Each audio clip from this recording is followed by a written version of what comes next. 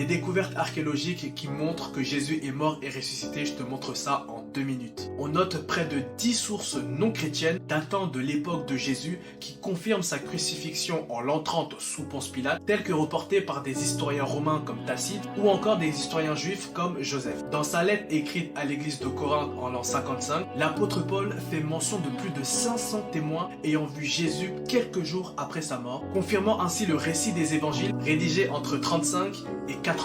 Plus généralement, nous savons que les sources citées dans le Nouveau Testament sont authentiques grâce à 3 points. Numéro 1, la découverte du fragment le plus ancien du Nouveau Testament en Égypte en 1920. Grâce à la technique de datation au carbone 14, nous savons que ce fragment a été daté aux alentours de l'an 125, ce qui est très proche des dates d'écriture des versions originales et donc nous confirme que ceux qui ont écrit et témoigné ont bien vécu à l'époque de Jésus. Deuxièmement, seuls des témoins oculaires pouvaient fournir un tel niveau de précision dans les détails. Par exemple, pour confirmer la mort de Jésus, l'apôtre Jean mentionne que les soldats romains ont transpercé Jésus sur un côté, ce qui a entraîné l'écoulement d'eau et de sang. En notant la présence de l'eau, plusieurs médecins légistes ont donc conclu que Jésus est mort par asphyxie durant sa crucifixion. Numéro 3, les témoins n'avaient aucune raison d'inventer la résurrection de Jésus. Eux-mêmes n'y croyaient même pas en premier lieu. Donc pourquoi mentir? Pour la fame, pour l'argent, cela semble peu probable, surtout quand nous savons la persécution qu'ils ont dû endurer à cause de leur témoignage. Selon plusieurs sources, certains ont préféré mourir plutôt que de renier la divinité de Jésus et sa résurrection. Et vous,